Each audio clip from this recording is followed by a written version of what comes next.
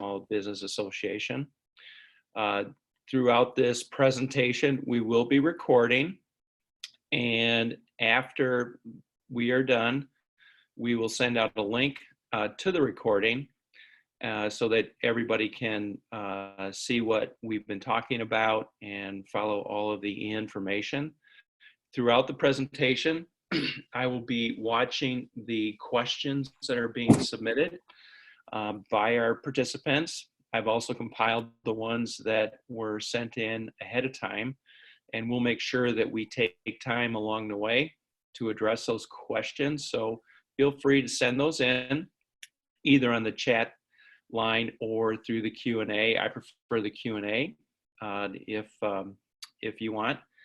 And with that, I will turn it over to Cheri, and we'll let her introduce herself and the topic for today. Excellent. Thank you, John. Welcome again. My name is Cheri Bales, as John said. I am a business owner since 1991, a marketing strategist. I also worked and taught for Western Michigan University, Glen Oaks Community College, Kalamazoo Valley Community College, and I became a SCORE mentor, a certified SCORE mentor, about 4 years ago.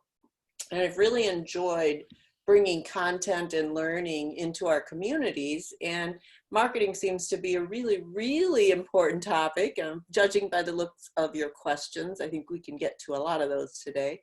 I put together this, actually it's a white paper called the 5-Step Marketing Strategy, and I've been marketing it, using it, training with it, and it needed a revamp. It needed to be marketing during a pandemic. And so that's kind of where this idea was born. So some of this content may sound familiar if you've been on other workshops with me. I see some people that I know, Jen and Lynn and Rex. If you guys are on, you may have heard some of this, but we're going to present it in a whole new twist with a focus on what we can do right now in the midst of the pandemic. So here's what we're hoping to cover today. We want to talk about, and the orange are things that I added for the pandemic particularly. I just chose always orange because it was part of the color scheme. So there's no special significance other than some of those orange text parts show updates to the information as I had it. So we're going to talk about what's your strategy for marketing, and then you'll see I've added, and how are you changing it? We aren't seeing a whole lot of 16 to 24 month marketing plans rolling out right now. How are you doing it, implementing your strategy? Well, maybe you were, but now it is a new strategy. And how are you doing at that? How do you know what you're doing right now is working or not working? How do you measure that? What tells you, what indicators are out there that can help you to read that demographic, or that, I can't think of the word I'm looking for, landscape, read that landscape. And then we'll cover what the most important thing, or what we think is the most important thing for you to consider right now and moving forward. And I'll give you some tips and tricks and some links out. And John, if you could throw those up in the chat section, I think probably just the SCORE website would be a good one, and the SBA website, and then of course the Women's Business Center, just so everyone can connect through there. All right, let's start at the top. Now answer this honestly. What's your strategy? What is your marketing strategy? Is it whoever comes knocking on the door with the best sounding deal, whether it's radio, television, direct mail, newspaper inserts, social media, Google ads? How are you deciding what to do? A lot of people don't have an answer for that, and that's totally okay, because you as a business owner didn't go to school to learn how to be a marketer. You learned how to run a business. You've learned either through training, through internships, through working your way up through the ranks, how to run your business. But not every business owner signed on for a crash course in marketing. So let's just talk about some background about what marketing is and what it means to me. At this point in time, marketing means to me having your product or voice or brand in front of the people who most need to see it at that point in time. And all of those are very important: the people, the place, the time. But why do you need marketing now more than ever? I get questions, and there's one actually from today. What do we do? How do we market during a pandemic? Well, here's what you need to do right now more than anything else. Number one, if you are still in business, remind people that you are still in business. If you are open, remind people that you are open. And we'll talk about many, many different ways that you can do that. We also need marketing to create awareness of your brand and product. So I don't leave the house too often, but when I do, it's a very targeted trip. And I have found a new place to shop closer to home, smaller, that had no awareness other than I saw their Facebook page and it was close by. So now I use that store. So they created an awareness of their brand. Well, it's Ace Hardware in Texas Corners. I'll give them a shout out. But they created an awareness, and then they made it really easy for me to email or message them on Facebook and say, hey, do you have the stuff we need? So if I had not been aware that they were in business, number one, because I didn't know there was a hardware store there. Number two, that they were actually open. And number three, that they were very, very well prepared, curbside, masks, gloves. But they created all that awareness in me. And so now they have a new loyal customer. Number three is to maintain contact with your customers, prospects, friends, and everyone. We can't go dark. We can't go silent. I know I get probably 70 emails a day, not all of them junk, but a lot of them are COVID-related updates from my bank, from my mortgage company, from my tire company. How much is too much? I get that question a lot. Once it gets annoying, I'll unsubscribe. I have that right.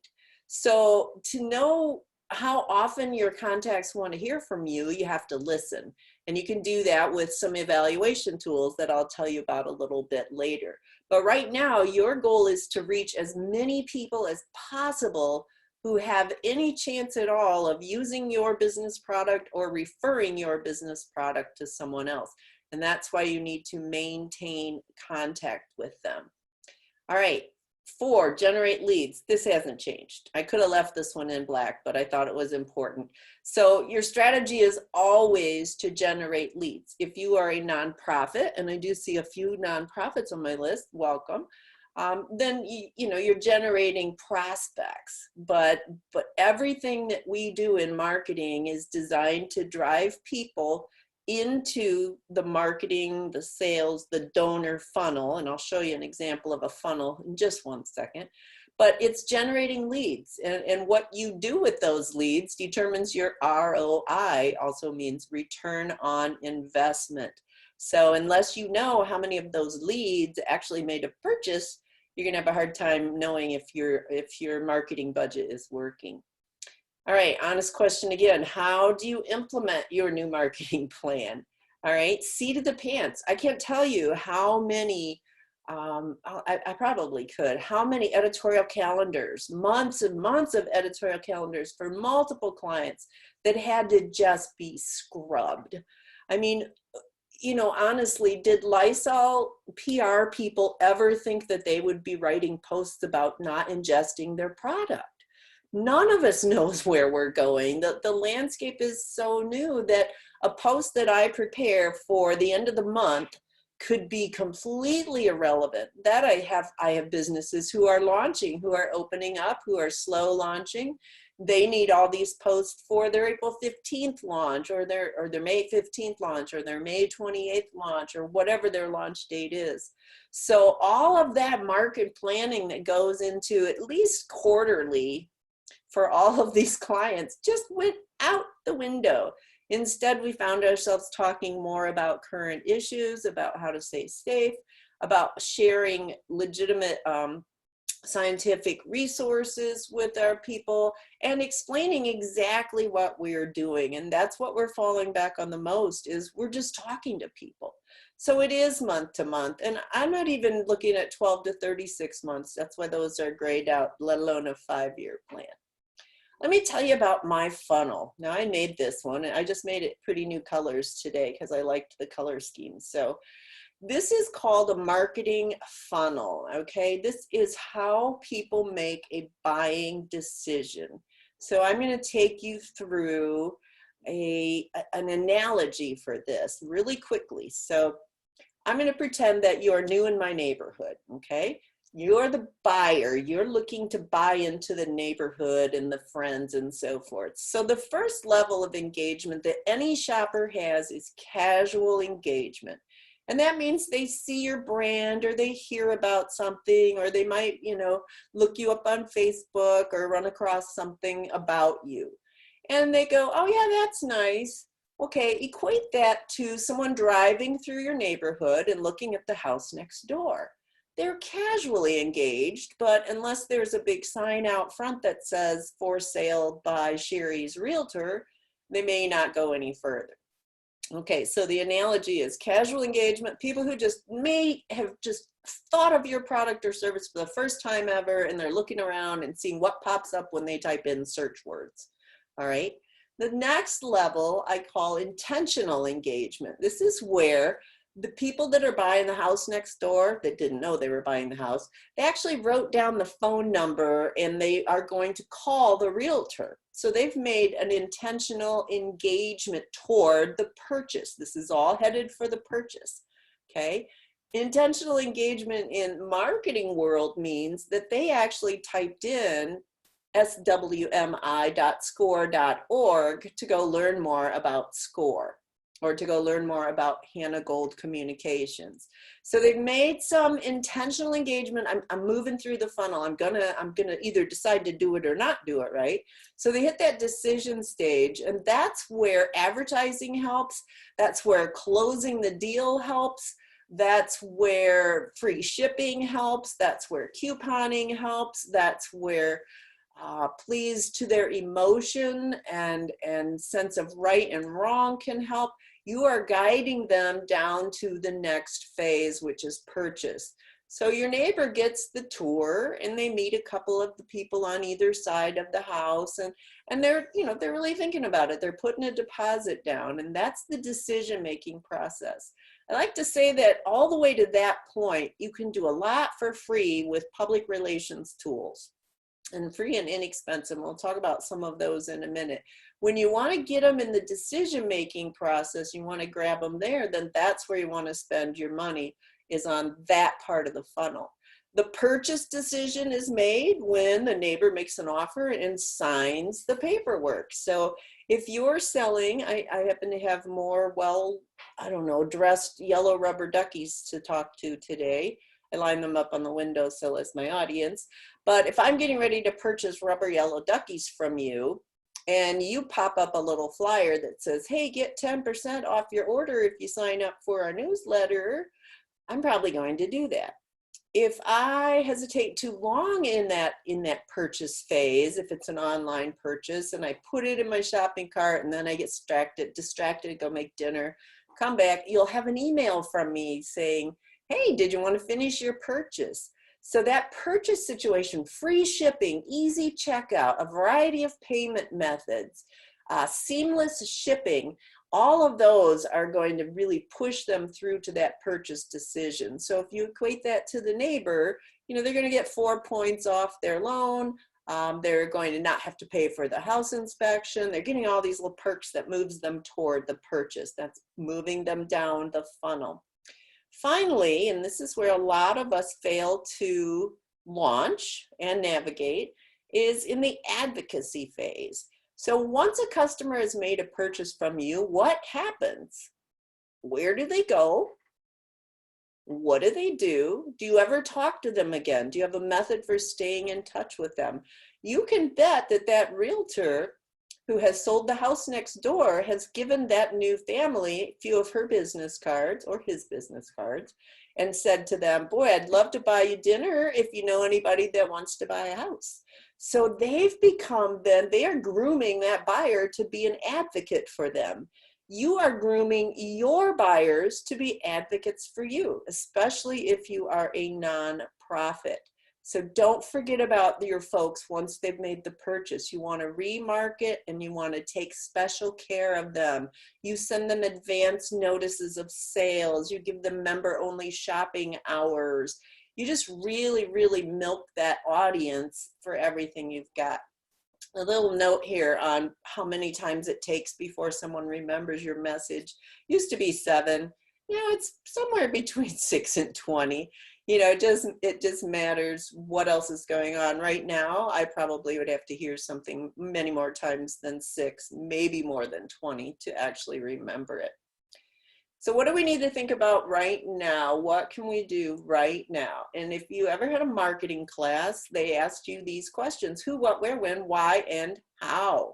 And then I added one. So we're going to answer these questions today. Who is your, and it would normally be perfect prospect. Well, our perfect prospect might be a little bit harder to reach right now.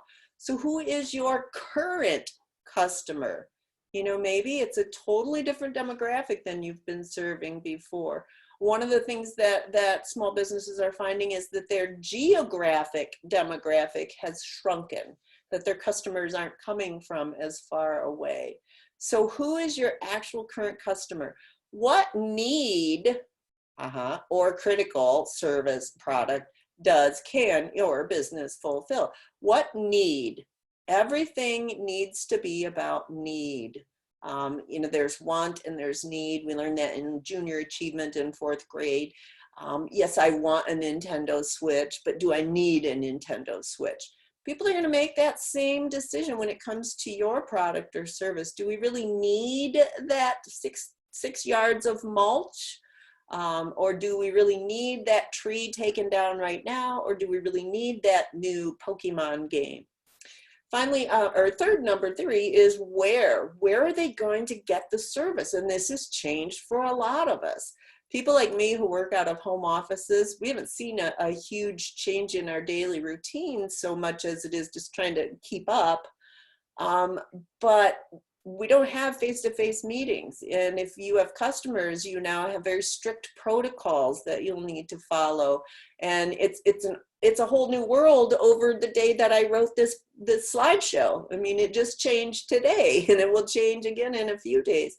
But how can they get your offer or your service or your product? You have to think about that first. If you can't get to them to give it to them, then you can't do much. And then the when, at what point do they need your service? So I need mulch, but I don't need it bad enough to break a quarantine. So I will wait another week or whatever it is, maybe now, before I order my mulch and I'll have it delivered and it'll be all contactless and so forth. I'm a buyer. And if I'm on that mulch company newsletter, they're going to remind me that I'm a buyer. But I'm just not quite ready, able, and available to use that. And then, the why, which I mentioned, do they need it? Do they want it? And some people are using their stimulus check for needs. It's a good example. And some people are using their stimulus check for wants. In my particular household, we're split about 50-50. So college-age son who's paying rent and tuition put his stimulus away. Other 25-year-old son and girlfriend living with us decided to buy more computer toys. So it's a need versus a want. And Rex, I see you on here. I know I keep talking about computer toys and stuff, but hobby toys and all the things people are doing now that we weren't as engaged in before, like jigsaw puzzles and family games. But is it a need or is it a want? And at what point does that want, become a need where I feel strongly enough? And then how are you going to meet that need? If you don't have a plan for meeting that need, then you can't really be doing much marketing. Marketing relies on a call to action. What is your call to action? And I'm going to define that really fast, then I'm going to talk about it about 100 more times. So a call to action is what you, the business owner, want your customers to do. So for example, if it is an email newsletter, an email blast, a marketing newsletter, and it says, click here to buy. Click here to buy is a call to action. It asks your customer or prospective customer to actually do something. And there's a lot of different varieties and ways of asking for and things to ask for them to do. But just know that the call to action is the challenge that you've thrown out to your customers so that they can take that challenge, make that sale, and create that conversion. Okay, so it's 4:20. We are at the 5-step marketing strategy overview. This is where if you get it and you read this and you go, oh yeah, I got it, you can just jump off, because I'm going to explain each one of these in greater detail. I'll go through them very quickly and then we'll get to the meat of it. So step 1 is define your marketing goal. Well, it's now new, a new marketing goal. It wasn't this goal last month, it wasn't this goal 2 months ago, but it's this goal now. And to know what that is, we need to define some measurable short-term objectives. You can see it used to be just define objectives. That was very broad. Now we have to have measurable and they have to have short-term. We have to know what the possibilities are for opportunities for our product or service, okay, or our nonprofit. So also on that flip side then is what are the challenges that we could face getting our product to market first or just getting it to market. Number 2, determine your, again, existing target audience. This may be changed. This may be significantly changed. For nonprofits, I'm seeing that, I mentioned that some of those folks are doing good with their stimulus. Some are buying things that they want with their stimulus. Some people are donating that money. The people who don't really need or feel they need it are donating that money. That's a new existing target audience for you that you may not have thought about. So look at your current audience demographics. Is it by, geographic areas? That all you can do?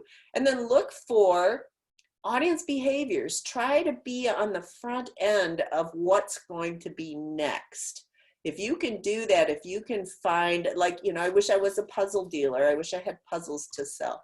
If I could have seen that coming, something new audience behavior wise, watch for those kinds of things. And then always look for a problem to solve. If you can solve a problem for me, I'll probably take you on as a partner, or I'll purchase from you.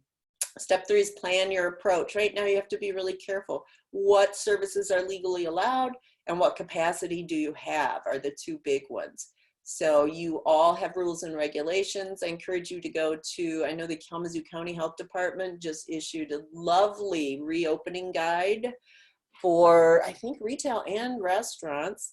But we'll talk about some sources that you can look at later. But then if you get all this marketing and you are allowed to operate and you get your staff back, can you provide services at the level that people are going to want? Is it going to be like the Capri drive-in in Coldwater, where cars were lined up for miles to get into a socially distanced drive-in movie theater? They may have gone over capacity there. Then another thing I want you to remember throughout all of this is, what is your competitive edge? What makes you special? We'll talk about that later. Step 4 is to craft your message. Decide what you want to say. And right now, straight up honesty is best. I don't know. We're not sure. Here's what we're planning to do. Here are the issues we're facing. Just be real, but make sure you're true to your brand. And the nice thing with this instantaneous marketing strategy is you can change messages on a dime. So if you send something out and it doesn't resonate and nobody really jumps on it, try something different. Step 5 is evaluate your results. Remember the advocate part of the funnel? This is the stepchild of the marketing strategy, is the evaluation. Without evaluating your results, you don't know what you're getting for your marketing dollars, okay? And we're going to show you a couple of those at the end. John, do you have any questions I could answer before I launch into here? No, I think we'll let you go a little bit further, and then I'll break in. So let's do about another 10 minutes, and then I'll break in. Okay, so here's the 5-step marketing plan in detail. It's define your goals. Step number 1, your marketing goals is what you want to accomplish through customer engagement. Customer engagement is getting your customers to do something. Normally it's clicking on a post, liking a post, commenting, sharing, clicking through to your website. When you set this goal, however, there is something called a measurable goal, and then there is a non-measurable goal. And I don't even include non-measurable goals because I don't want to confuse people. Instead, a measurable goal can be quantified, can be measured. So I've seen a lot of really great ambitious goals, like send email blasts for special offers. But that's not measurable. If I add the word weekly or monthly or daily to that, I can then measure whether or not I did indeed accomplish that, and that goal becomes a measurable goal. If I just add new people to the mailing list every week, I can't, maybe I did, maybe I didn't, maybe I did 1, maybe I did 50. No, I want to add 25. Reduce response time on Facebook, I could stop there, but no, I want to say in 5 minutes to 5 minutes. And then here's a relevant one now, increase curbside or pickup sales. Yeah, we all want to do that, but by what percent?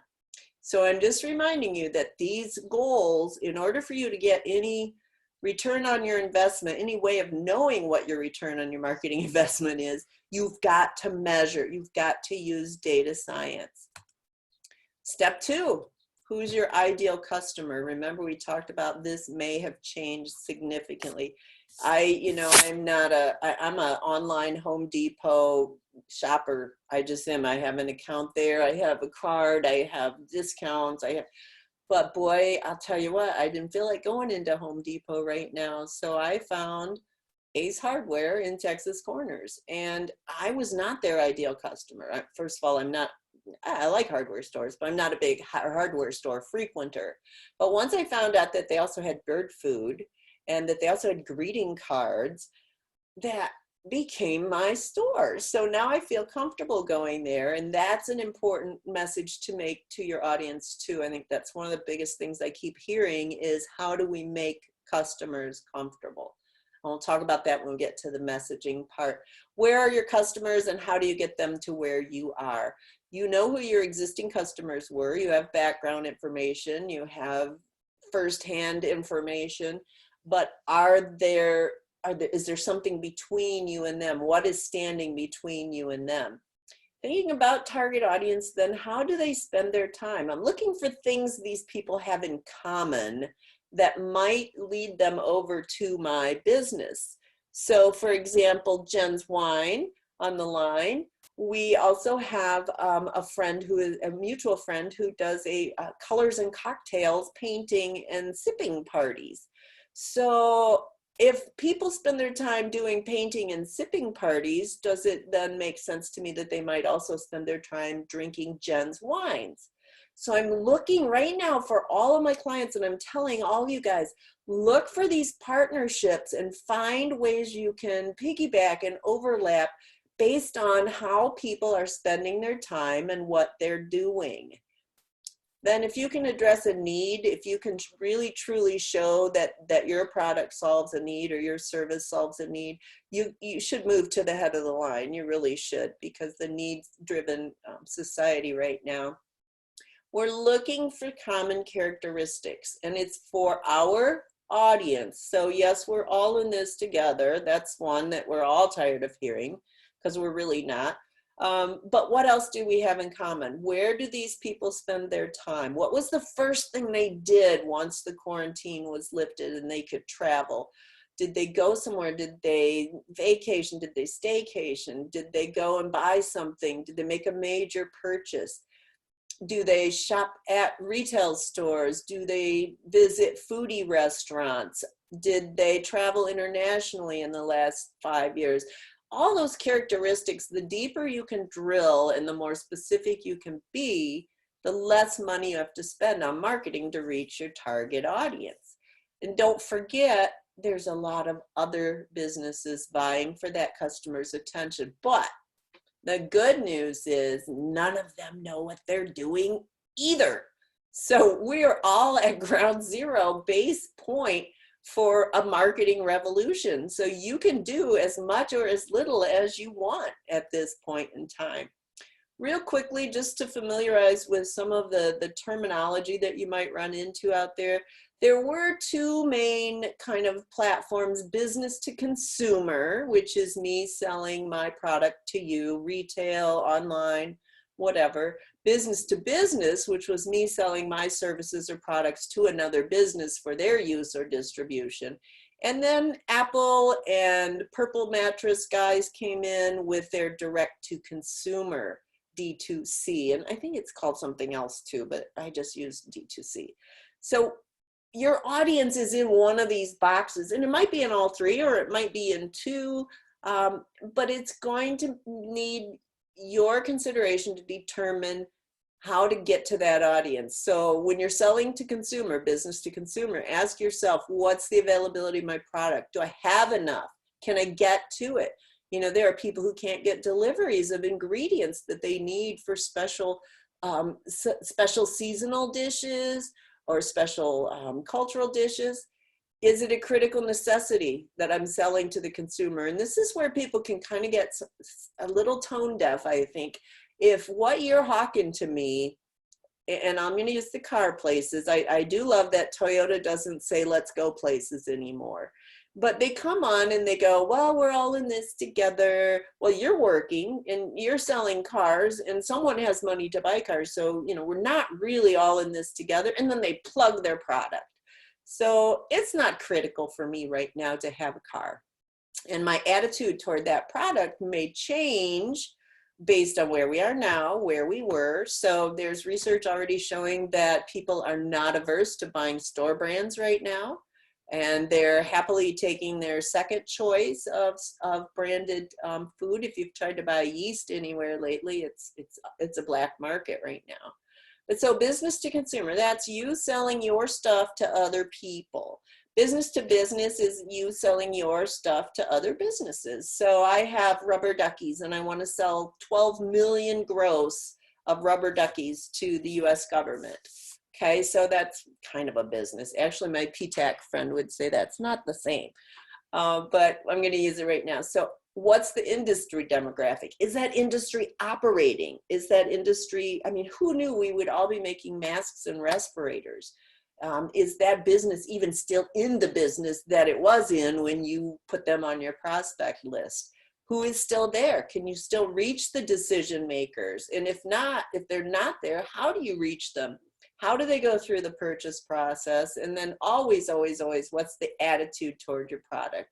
And it's, again, it's a new world. There's so many new opportunities for new products and new feelings about products and new uses for products that, you know, there's just an endless opportunity. Finally, the D2C, and this is interesting because they started by just selling straight to consumers. So they did nothing but a website, and then they sold out all the people they could reach that way. And then they started using traditional means of advertising again, like social media and radio and TV. So again, if you're selling Purple mattresses to be delivered to your house or Apple products, do you have the products and services? You can't really market strong. Like I have a healthcare company and a cleaning company that just can't market strong just yet. I mean, they can tiptoe around it, but they're not a critical or necessary service yet. And then it also is based on buying habits. Somebody who never shops online would never buy a Purple mattress. But think about the audience demographics or characteristics that could apply to the majority of customers for your business, whether it's current customers or future customers. Plan your approach. Step 3 in the bubble. Okay, so we got our goal, we got our measurable goal, we've got our audience selected. It may be different. Maybe we're going to try something different. We don't know who our audience might morph into, but we can plan our approach at this point. We can do some market research, especially, and we're actually, SCORE is actually getting quite a few calls for people ready to start a new business.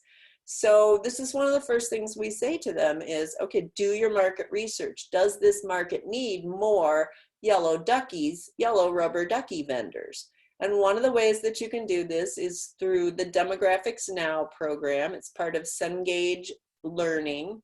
And I don't have a direct link to that because the library is closed.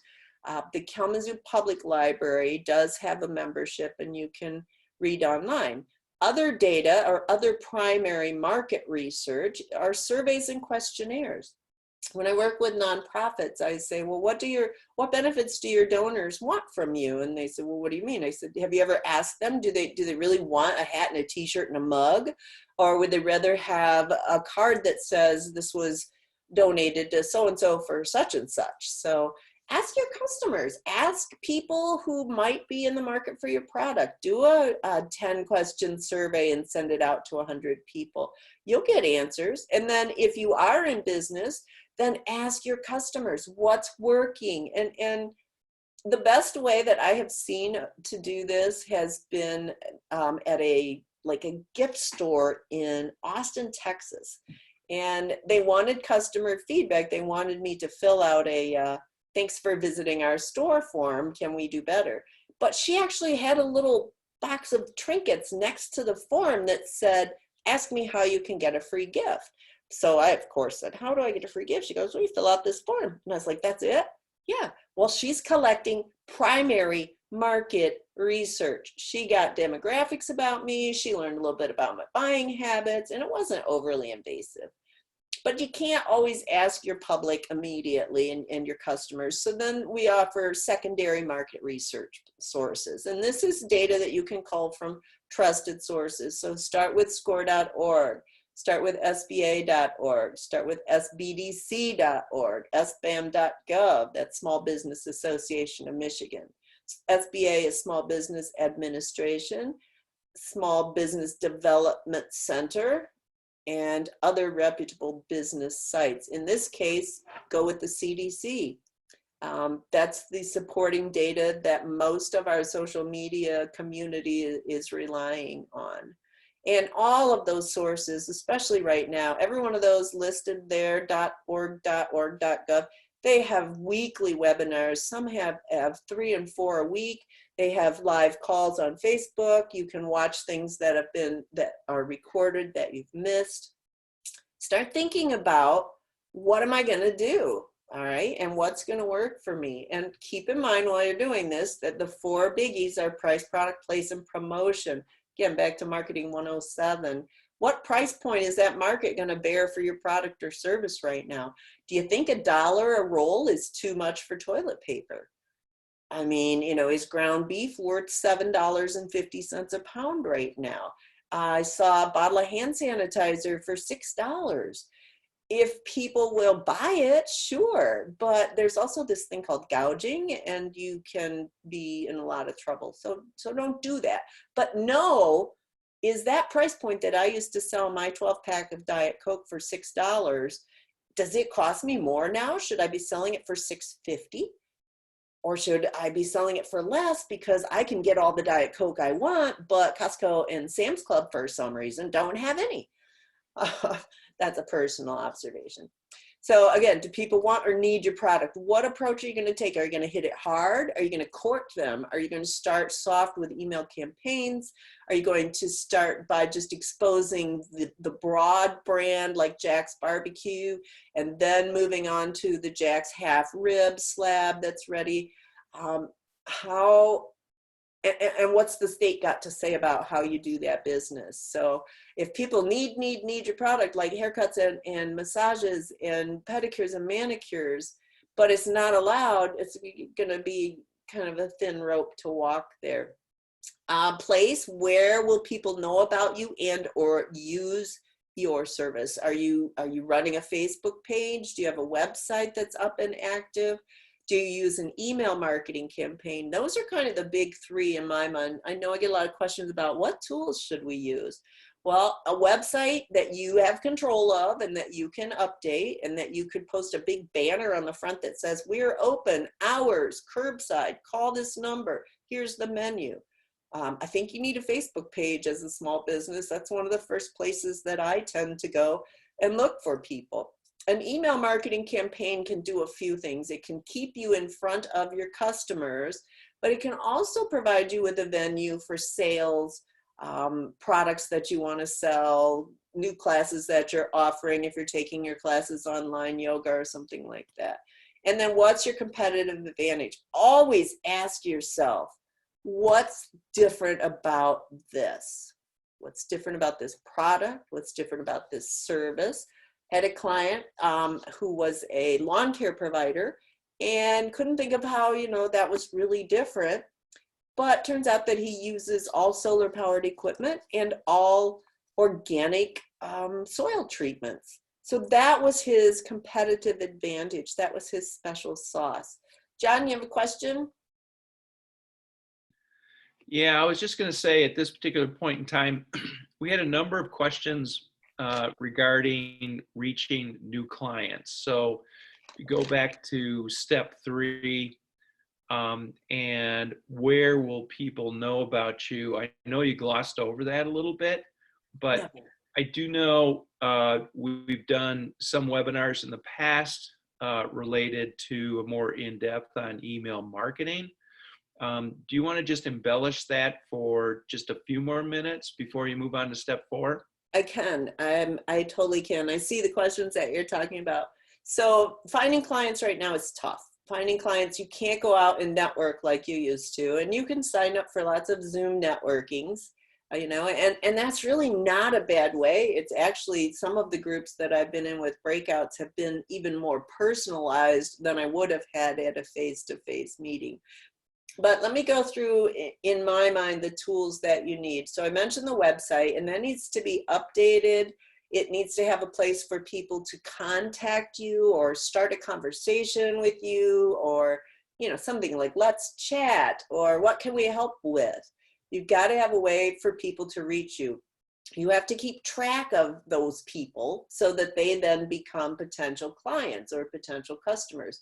And you do that by getting their emails. So right now we want to collect every email address we can find, and you might as well get phone numbers while you're at it because you'll need those later. So we've got that website, and that website is helping collect emails for us.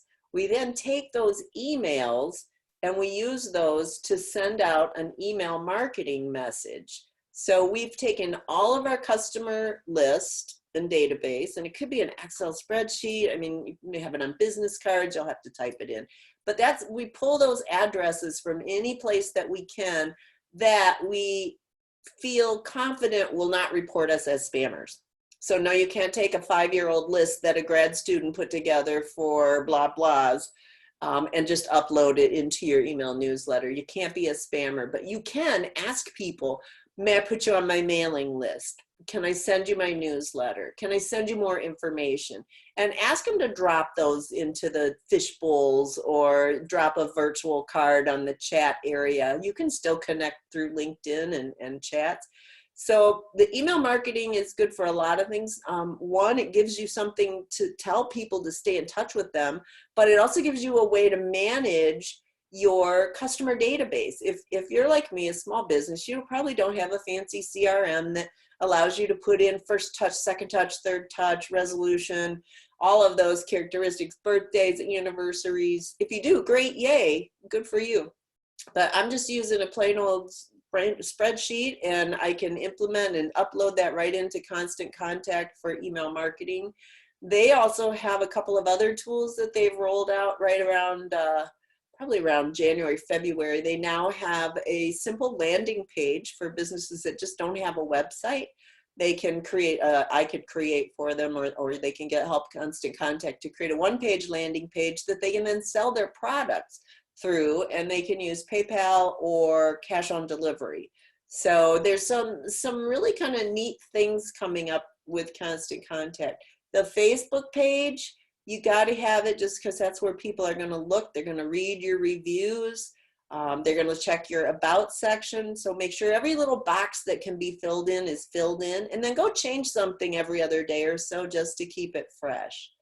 And then finally, if you're business to business or a nonprofit, you probably should be on LinkedIn. You should probably have that presence there. And I have a two-step approach to LinkedIn. I always prospect for people that are connected to me by someone else. So I never go with third or fourth connections. And I always send an intro note that says, hey, I found your profile on LinkedIn. I used to work with so-and-so who's a friend of ours. Would you like to connect? And so then they connect. Well, when they connect, then step 2 in that process is to send them a link to my website to show them what I do. And that usually works pretty well. Anything else, John? Nope, that's great. Thank you very much. All right. So let's talk about messaging for a minute, because it's hard right now. And if you don't say the right thing, by George, you are going to get slapped down. You're going to get smacked in the face. We have to be so careful. Like, when is too soon for people to post humor? And I don't have a data science degree, but I would say that you'll use your best judgment and good taste. But in your messaging right now, it is important to get to the why. Why is what you're telling me to do important to me? Why do I care? Are you going to save me money? Are you going to keep me safe? Are you going to improve my quality of life? And see, I added philanthropic fulfillment, because that's happening more and more now. In your messaging, we're supporting each other. There are groups supporting restaurants. There are groups supporting actors and musicians and all of those nonprofits and food banks. And they're all just blazing great trails with those donations. And then don't forget about the how. What's going to go where? What am I going to say? Is the story on my website suitable for my Facebook page, or does my Facebook page need something a little more brief with a big picture and a link to my website?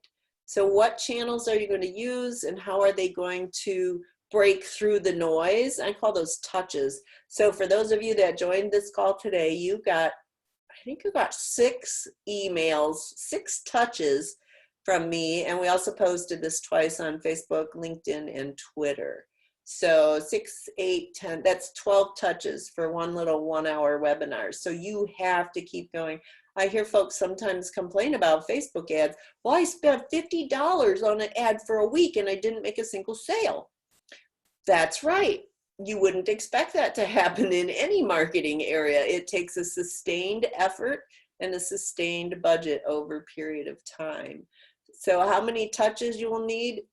More than you think would be my guess. And then who's going to do this? Who's going to write it? Who's going to post it? Who's going to monitor the comments? Who's going to respond to the join our mailing list? Who's going to write the emails? Who's going to collect the databases? Think about, who's going to do all that, and whether or not they're going to be the voice that you want, that says what you want to say. So you've got to craft this message carefully. You've got to be honest. There's an old adage, features tell, benefits sell. I don't know, it's Zig Ziglar or, someone. Anyway, features tell, benefits sell. And the best example I got of this was when I was selling cars for General Motors, and I went to the GM Sales University. And they taught us in the walk around where you demo the car that features tell. So this car has cruise control and power windows. Whoop-de-doodles. No, they said benefits. What are the benefits of those? So then I switched to, so if this car, you don't ever have to put your foot on the gas. You can go 100 miles without touching the gas with cruise control. And you can roll the windows up in the back when the kids refuse to listen. That's a benefit. I'll buy that benefit. The features, and by the way, those were both options when I was selling. Now, the benefits, find your voice. If you talk like I'm talking, then talk like this when you're talking to your customers. Talk like this on the website. Talk like this on your Facebook page. Find your personal voice while still being true to your brand. So I don't want you to go out and create a whole new persona or new brand or any voice unless that's your plan.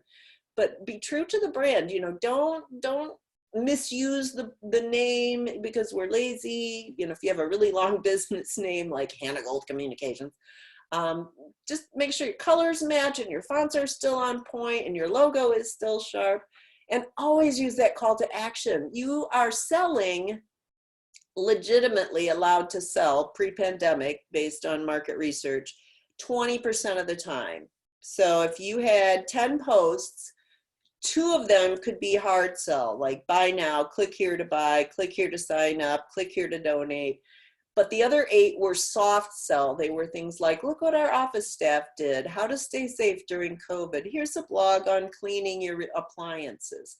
So that 80-20 ratio had been in fact for a long, long time, but I think it's got to change now. I think it's probably 50-50. And that call to action, you've got to tell people what to do. If there's not a big sign when I pull in your driveway that says, pull here to window for pickup, I'm going to stop and look around the place. Same thing is true when you're communicating through marketing. And repetition, I think we've said that enough times to be repetitive. Test, retest, and change what's not working for you. You may launch a product. You may launch a box. You might put together, like Rocket Fizz did a bunch of candy and puzzle and toy and things for Easter, and they made up these beautiful boxes that were pretty reasonably priced. But what if nobody thought they were reasonably priced and they weren't trying to gouge anyone? They were just making a. So if that didn't work, then switch and use something else. And again, use a call to action. But don't be afraid to try something new. And the words that I'm hearing from small business owners on calls and webinars and meetings are all like, well, how can we work together? How can we help you? We have a coffee place that is now open that is going to live broadcast a yoga hour session. They're going to pay the yogi. They're going to pay her for her time, and then another food company in their general vicinity is going to bring in box lunches. So, I mean, it's all about trying something new with someone else and seeing if you can piggyback with them. Here's some calls to action. When you're making a sale, call to action. Remember, what do you want me to do? Order today, get yours now, schedule, donate. Okay, that's this button. This is constant contact. This is a little constant contact thing that we made here. Here's another one. Give them a deal. If I see this 10% off and schedule my free something, I'll probably click that if I'm in the mood for hostas and mulch. I have plenty of both right now. And then unwrap your surprise deal is always fun. Promote your social channels. That's a call to action. Go like our Facebook page. Are you following us? Share on Instagram. You can use your social. Use your social to drive people to your web. Use your social to drive people to your web. Use your web to drive people to your social. They should be handshaking back and forth throughout all of this. Reviews, one word about reviews. Even if you give me a 5-star review, if you don't say anything, Google doesn't care. Just so you know. When you talk to your customers and you ask, and they will do this if you ask them, send them a link in a newsletter. Make sure you tell them, give me at least 15, 20 words, because otherwise Google does not recognize it as a valid 5-star review, which is silly, but just something that's come along. How do you know what's working and what's not working? All right, I have questions for you then. Are you tracking the results of your leads? So those are things coming into your contact us form or join my newsletter form, or conversions. Those are the sale that you've made. So when I talk about a conversion, I guess it's more than just a sale. A conversion can actually be fulfilling an action. So if my goal is to get you to click my contact us form or my employment form, as a marketer, once someone clicks that form, I consider that a conversion or a sale. But if you don't know what happens after they click that button, then I can't tell you. Are you using some method of CRM, customer relationship management, to stay connected to your customers and prospects? Newsletters, Facebook, phone calls. You know, we have a home health agency that's phone calling all of its older clients and seeing if they can come back on board. So are you using the right channels where your audience is now? They're very mobile. Email gets a 92% delivery rate and something like an 80% open rate. Facebook gets a 2%, but it's really cheap advertising and you can get a lot. You just have to decide where's your audience and which tools will get to them. And then can you calculate your return on investment? So this was a campaign for a nonprofit, and they did, it was kind of I think it was a animal adoption. I think it was an adoption. Yeah, adult dogs. They had an adult dog campaign. And within 10 days, they had a concentrated campaign. I don't think they spent a whole lot of money. I mean, we're only talking about $500-600, They had 30,000 shares, 500,000 reach, and 35% dogs adopted faster. I don't know what their definition of faster was. But if you can't give me those numbers, you can't tell me those numbers, I can't tell you if it's working. And that's why measurable goals allow you to review your outcomes. So again, weekly, 25 people, 5 minutes, 10% increase. I have to be able to measure this. Evaluating your efforts is the only, I probably said that enough times. How often are you going to review results? The Constant Contact campaign on TV is really cute, where they're all waiting anxiously to see their open results and their click results. It's not really like that. You need to wait a few weeks. You know, if you start a campaign and nothing happens, give it a couple weeks. You know, if it's a Facebook ad campaign or a Google ad campaign. Yeah, I forgot to mention Google too. I love Google. I love Google My Business. Google Plus is dead. You don't have to advertise to have a Google My Business page. Forgot to mention that. How are you measuring your success? Is it by accomplishment? Is it by number? Is it by volume? What will satisfy the goal? If I need 10 newsletter assignees and I only get 9, then I didn't make that goal. So I need to do something to get closer to that goal next month. How will budget be a factor? There's no magic formula for marketing budget. There just isn't. Most major corporations spend 20, 30, 40% of their budget on marketing. It's what you can do to get the most bang for your buck. And then what do the analytics show? And that's your biggest question. And you've got to learn to read some of these numbers in order to really work from the science of marketing. So Google Analytics measures your website. If you have a website and it's not connected to Google Analytics, get your webmaster to do that. Facebook Insights tells you what behaviors are taking place on your Facebook business page. In your email marketing, if you're using an email like Constant Contact or MailChimp, and somebody asked me which one's better. I mean, I think Constant Contact because I like them and I can get you a free trial for no credit card even. But the basic difference is that MailChimp allows a lot more free at their free platform, but then they're really expensive at the next level. So those click rates and those open rates. Google Ads can get you leads, they can get you calls. Facebook ads can get you leads, messages, and calls, and any other number out there that you can consume will help you. Let me show you 2 quick pictures, I think, or 3, and then we're going to bounce out to questions. So here's what a Google Analytics website tool looks like. So you can see it's Google Analytics Home, and when you log into your website's analytic page, these are the numbers that they think are the most important, and they pop right up. So I'm just going to show you 4 places. So we have the last 90 days is our period of time. This defaults to 7 days, which is really disappointing when you only see 3 or 4 people. But the number of users for this particular, this is Score's website, for 90 days went up 36%. So 947 users.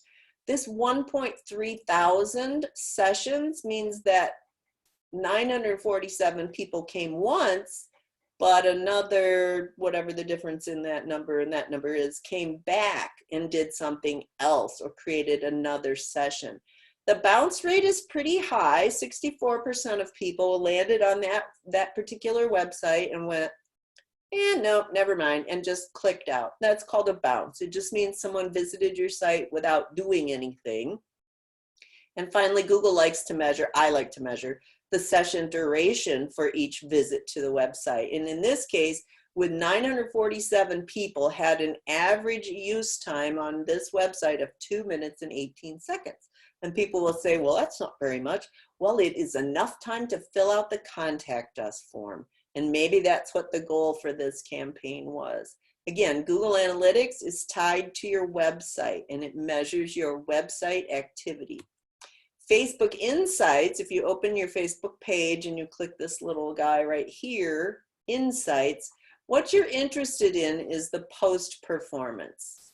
So looking at posts, you can see reach and engagement. And I like to show this because it shows you just how much more popular video is than photos, and how much more popular photos are than just a blank link. So 149 people with this post is not bad, but what gets me excited is the engagement. This is the number you're looking for. Reach is driving by a billboard on the highway. It does not say I did anything. This answers a call to action, okay? If they're clicking or reacting or commenting or sharing, you have engagement. In all of marketing, this is the top of the funnel stuff. Remember, we're talking about that early engagement. Is all designed to do that. Finally, just because some of you are using Google AdWords, used to be AdWords, now it's just Google Ads, I wanted to show you a quick method for calculating your return on investment. So basically, you have clicks, cost, CPC, users, sessions, and bounce rate. Bounce rate is 0, which is great. That means that there were 5 sessions and 5 users. So they completed this task, which was to click on this story on a blog. So they had 27 people read that story, and it cost $52 for that ad for that period of time to get 27 clicks. So you divide that budget, 52, by the number of clicks, 27, and you get the magic CPC, or cost per click. $1.95 for someone to click to my website and read a story about falling at home is a worthy expense in my mind. And for this particular client, we also send them to the contact us form. We value that one at $100, and it usually costs around $6 per click. So here's the recap, and then we'll take questions. What's your strategy, and how are you changing it? How are you changing it now? And how are you doing it, implementing either now or as you move forward? How are you going to know that it's working, and what's the most important thing that you need to consider right now moving forward? I have other questions, John, if you want to jump in, or I can fast forward to these.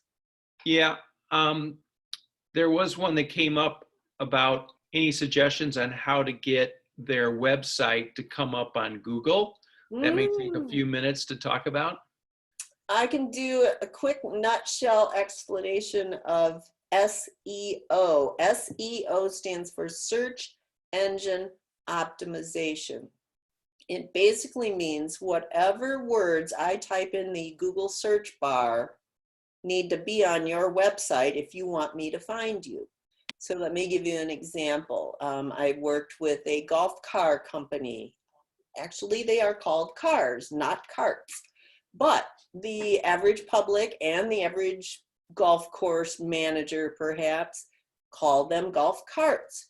So on our website, in order for that SEO to trigger, for people to be able to find our site, even though they typed in the wrong thing, we mixed it up. So some places it said golf cars, other places it said golf carts. So there are short words that you want to have on there called SEO terms, and that could be like house cleaner, maid, butler, window washer, home cleaning, home care. It can come up with all the ways you would search for your product, or they can be long tail. And this is where blog stories are really underutilized, and I don't even like utilized, but underrated and underused, because that blog story allows you to put all those words that you want people to find you for in your story. And then there are long tailed, like you would search for pickleball shoes near Kalamazoo, Michigan. Or you would, and so if you had that living assistance near Kalamazoo, Michigan in the title of your blog story or somewhere on your website, that's one way of showing up higher in search results. The other way is to spend a butt ton of money. Unless you have a really, really big budget and a really great product that would play well on Google, you're going to have to spend anywhere from $12 to $30 a day just to play on the first page of 10 listings would be my estimate, not knowing what industry you're in. But that website, you gotta put lots of words in there. Google likes lots and lots and lots of words now. And the more words you have that say the things that people might be looking for, the more likely you are to show up in that search result. Did that help? Let me see. Nancy, did say she did a number of those things. And she wondered whether or not it would also benefit to have a blog on her website. Absolutely. The blog is where you can put the most content. So if I have a blog called Home Care Assistance in Portage, Michigan, and throughout that blog I say, Mom needs home care assistance, Dad needs home care assistance, and I spell home care one word and I spell home care two words, and I put the words assisted living in there, even though it's not a product that this company offers. It's all going into a blog story about that. And at the end of that blog story is a way to connect to me, to contact me, fill out our request form or whatever. But yes, blogging can add a lot of good content to your website, especially if you don't have a lot of words on there and you want to be really, really concentrating on how to help people, because they're going to go to your website to learn about you and your product. So what backup stories, like when I was working with the golf car company, we did street legal golf car rules by county. We did the etiquette of golf, anything that we could relate back to golf. I even had why women should learn to play golf, what the right tires and wheels are for different road conditions and field conditions. So it doesn't have to be just a blog about yourself or your diary, your daily diary. They can be really informational pieces that help people learn about your product to make a decision, because they're in the middle of the funnel there doing some of that research. That's great. It looks like it pretty much covered that question. Now, I know you talked about this before, but could you briefly recap the kind of marketing tools that you prefer, whether it be email tools, social media, things like MailChimp, Constant Contact, and I know you've touched on that. You just want to like recap that for a second? Yeah, it's the big guys. It's a website and it's fully functional, and it has a contact us, a way to collect people's emails so that you can remarket to them. It's a Facebook page with a reasonable ad budget that's really targeted demographically at your specific customers. It's a Google My Business page, verified. You don't have to do that with Facebook anymore, but Google you do, and it's kind of a process, but that's the first thing people are going to see if they do a Google search for your business. So Google My Business, it's free to set up. If you have budget and you want to reach a wider audience, you can use advertising on either Facebook or Google My Business. I would say Facebook for $5 a day, a local business ad could get you some attention. $10 would get you more attention. A boost on Facebook only shows it to your own existing audience, so I always prefer to do ads.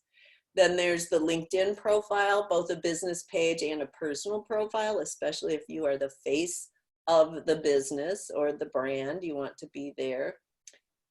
Email marketing, I think quarterly emails at the very least, and I like to hear from companies that I really like or businesses that I really like more often. And it gives you a way to communicate sales or special deals or special offers or just news. You know, we did a newsletter that was strictly about COVID updates and the steps that our caregivers are taking and that the training that we're going through. Then, if you're good at those and you have a retail or point of purchase or arts or entertainment industry business, then I'd get on Instagram. If you have a product that is marketed to 30-ishes and under, then I'd get on Snapchat. If you are a crafter and you do candles or body lotions or other things that you could sell, you could be on Etsy, you could be on Pinterest. I had a roofing company with a Pinterest page, because they had so many pictures of roofs of barns that you just couldn't see them all on the website. So we just made Pinterest pages for the different types of houses. But once you get good at the base model, make sure your website is perfect, as perfect as you can get it. There's so much more help at so much more affordable pricing out there right now. You know, I'm going to do a demo. Is it next week? No, 2 weeks, on the 1st. Of Constant Contact shoppable landing page. So I can actually create a little tiny baby website landing page with 3 products for sale during a live demo. That's how easy it is. It's not easy. I shouldn't say that's how easy it is. That's how quick it can be. But, and then if you are in a business that advertises in print, now might be a good time because people are home and they're getting, thank you, Deb, they're getting their community quarterly magazines and things. People are asking me about apps. Some stores that haven't had an app before and restaurants are saying, hey, can we get an app? Should we get an app? Well, yeah. Should you be texting to join? You can actually make, you know how when you're watching American Idol and it says who to text to vote for so-and-so, you can make your own one of those in Constant Contact and have people send you their information so you can then remarket to them. It's just a big circle or funnel. All right, so this is kind of a two-part question. The first one's an opinion. So, all these different tools that you talked about, is there one that for you personally, you really like the best to push out content? Website, Facebook, Google My Business, and email marketing. I mean, if you only have one, you should have a website, but it should be the best dang website it can be. It should have everything, all the bells and whistles, all the plugins. It should answer every question anyone can have about you. If you don't have a website, then you can have a really robust Facebook page, and there are businesses who actually only function via Facebook. They do all their sales on Facebook, so you can do that. You can use email marketing for prospecting. If you're starting a new business, you can rely on that heavily to build your customer database and be in touch with your potential customers. I have a client, I don't think he's on today, that has a piece of rehabilitation therapy equipment. And so he's just, he can't just go walk up to people and sell that, but he's talking to physical therapists. We're connecting on LinkedIn with them. We're getting them on the email list. They're getting information about his product and new releases. He's running a series on Facebook of live videos because his product actually has a digital scale, and he got a puppy at the beginning of the pandemic. So he takes the puppy to the clinic and weighs the puppy on the actual piece of equipment that he's trying to sell to physical therapists, whose idea was that. He's so cute. But yeah, you can't just pick one. I mean, you could probably do two. You can do Facebook and LinkedIn, Facebook and website. But if you're a business that people need to find, you really need to be on Google My Business, because that's how they get that cool little map. It says, click here for map, click here to call, click here to go to the website. All that comes from your Google My Business page. So anybody in retail, for sure, I'm on there as a service industry, and my clients in the service industry are on there as well. And then you post to them maybe once a week, maybe every other week. It's not a lot of upkeep. Okay, and we've gotten a couple requests, which you and I will talk about a little bit later, about potentially a deeper dive in some of these other platforms, such as Instagram, Google, etc. And I know we're running short on time. We're kind of a little bit over, actually. I think. Always. I had one other question too that I wanted to answer, though. Okay, and what we'd like to offer to everybody is, about every week or so, we do offer these webinars, and we will work to build new content in some of these areas. So your suggestions are great for us, and we will look for all the right subject matter experts to bring this forward. And so hopefully we'll be able to touch on some of these and give you something to look forward to. I also will reiterate for those who are still on, we intend to send out a link to a recording for this, so you will be able to access this. And again, please look, as long as you are on our email list, which you are now, look for future webinars as they come. So Cheri, do you have a few more things you wanted to touch on? I had 1.5 last questions, which was working with federal, state, and local entities. It's funny because the place I was going to suggest was also on this call today, and that is Southwest Michigan PTAC, PTAC. And I don't know if you can find a link for them to throw up there, John, but there was a question on working with government contracting and federal and state entities, and that would be my go-to source for that. Do you agree? I'm not aware of that particular one. Okay, they're through. I can't tell you what it's called. I'll see if I can find the link and I'll reach out to this person personally. Okay. Another question was on staffing. Staffing's going to be hard. Staffing is hard. Staffing already is hard. There are people who will make the equivalent of $70,000 a year by being on full benefits for unemployment. So it is going to be tough. We are working on some PPP resources right now, but I don't have any secrets to hiring. Everyone's advertising on Facebook, and I get maybe 2 or 3 applicants a day for cleaning companies and home health care companies, but not lighting up like it used to be 20 or 30. But I expect that will change given 6 or so more weeks when that 8 weeks of pandemic unemployment runs out and people will be back to getting jobs. And that's all I have. That's all I have for today. Thank you all. Thank you very much for your time. And watch for an email that'll come out after bit. It usually takes about 4.5 hours for this to parse out and be prepared, but we will send it on when we get it. Thanks again. See you on the first, perhaps, for shoppable landing pages.